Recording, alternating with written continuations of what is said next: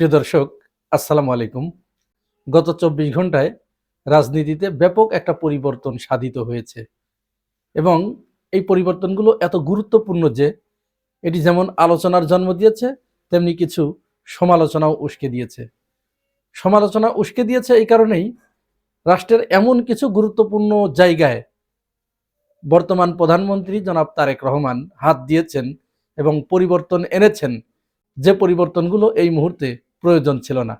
তবুও তিনি করেছেন, কারণ যেহেতু তারা অ্যাবসলিউটলি মেজরিটি নিয়ে তারা সরকার গঠন করেছে, সুতরাং এখানে তারা অনেক কিছু করতেই পারে। তাদের একটা প্ল্যান আছে, তাদের পরিকল্পনা মতো তারা রাষ্ট্র পরিচালনা করবে, তাদের নিজেদের পছন্দের লোক বিভিন্ন জায়গায় বসাবে।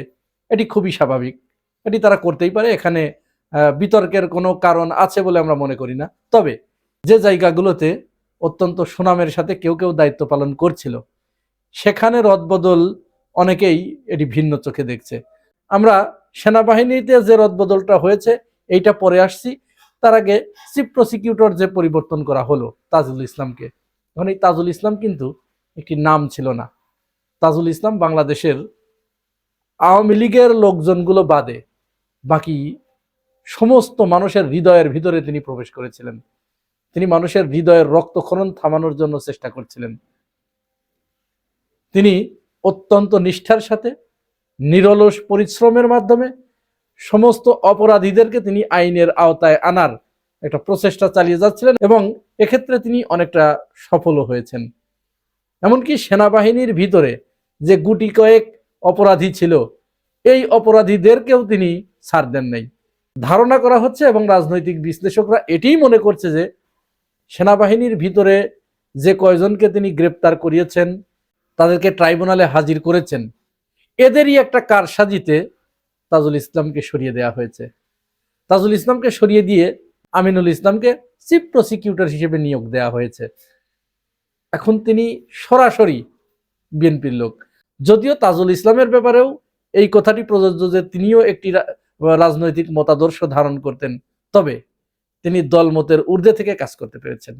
আমিনুল ইসলাম নিয়োগ পাওয়ার পরেই তিনি একটি বক্তব্য দিয়েছেন। এই বক্তব্যের এখানে আমাদের একটু খটকা লেগেছে। তিনি বলেছেন, যারা নিরপরাধী, যারা অপরাধ করে নাই, তাদেরকে হয়রানি করা হবে না। এইখানেই কিন্তু খটকাটা লুকিয়ে আছে, এইখানেই আমাদের সন্দেহ জাগে। কে অপরাধী আর কে অপরাধী না, এই সংজ্ঞার ভিতরে ফেলেই বিরাট ডিলিংসের মাধ্যমে তাদেরকে পার করিয়ে দেওয়া হবে। সেনাবাহিনীর ভিতরের যে গুটি কয়েক অপরাধীকে গ্রেপ্তার করা হয়েছে, এদেরকে খালাস দেওয়া হবে। এটি আপনারা লিখে রাখেন। অধিকাংশকে এই খালাসটা দেওয়া হবে কিসের মাধ্যমে? একটা ডিলিংসের মাধ্যমে, সমঝোতার মাধ্যমে। যেমন সমঝোতার মাধ্যমে নিলে সেটা চাঁদা হয় না, এই সমঝোতার মাধ্যমে তাদেরকে খালাস দেওয়া হবে। আরো কাউকে কাউকে, অর্থাৎ অ্যামাউন্টটা যে বাড়িয়ে দিতে পারবে তাকে তখন অপরাধী হিসেবে সাব্যস্ত করা হবে না। বলা হবে তাকে মিছামিছি হয়রানি করা হচ্ছিল, তিনি এইটার সাথে জড়িত ছিলেন না।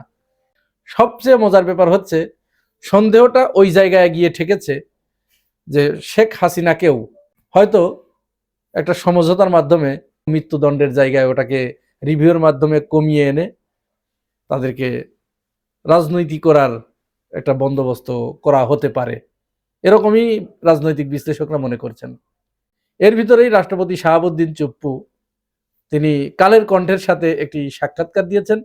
সেই সাক্ষাৎকারে তিনিও কয়েকবার, তার যে বক্তব্য সেখানে তিনি কয়েকবার বলেছেন, ইউনূস সরকারকে দোষারোপ করেছেন, কয়েকজন উপদেষ্টাকে দোষারোপ করেছেন, আর বিএনপির ভূয়সী প্রশংসা করেছেন। অনেকবার তিনি এই কথা বলেছেন যে বিএনপির প্রচেষ্টার কারণেই এবং তিন বাহিনীর প্রধানের প্রচেষ্টার কারণে আমাকে তারা কিছু করতে পারে নাই। এই যে বিএনপি বিএনপি বিএনপি বিএনপির প্রচেষ্টার কারণে, এটার মাধ্যমে কি রাষ্ট্রপতি বিএনপিকে নতুন করে কোনো বিতর্কের দিকে ঠেলে দিচ্ছেন? এটা কিন্তু ভাববার বিষয়। কারণ তিনি বিএনপিকে এই কারণে বিতর্কের দিকে ঠেলে দিচ্ছেন যে বিএনপি তার পক্ষে ছিল, এখনো আছে। তাহলে কৌশলে তিনি বিএনপিকে ডুবাচ্ছেন না তো? এই প্রশ্ন কিন্তু সামনে এসেছে। আরো কিছু পরিবর্তন যে হয়েছে সেনাবাহিনীর ভিতরে, এখানে ক্ষমতার কিছু কেন্দ্র আছে, যে জায়গাগুলোতে কোন জায়গাটা পাওয়ার চর্চা হয়, কোন জায়গাটা বেশি শক্তিশালী। এর ভিতরে সবচেয়ে পদাতিক ডিভিশনের ভিতরে পদাতিক ডিভিশন 24, যেটাকে চট্টগ্রাম অঞ্চল নিয়ে গঠিত, এইটা কিন্তু খুবই গুরুত্বপূর্ণ। এবং পদাতিক ডিভিশন 55, এটা হচ্ছে যশোর এলাকা নিয়ে। এই যশোর এলাকার এইটার সাথে 22টা জেলা সংযুক্ত।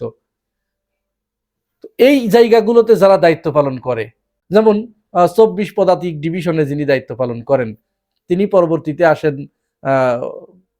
প্রধানমন্ত্রীর কার্যালয়ে প্রিন্সিপাল স্টাফ অফিসার হিসেবে।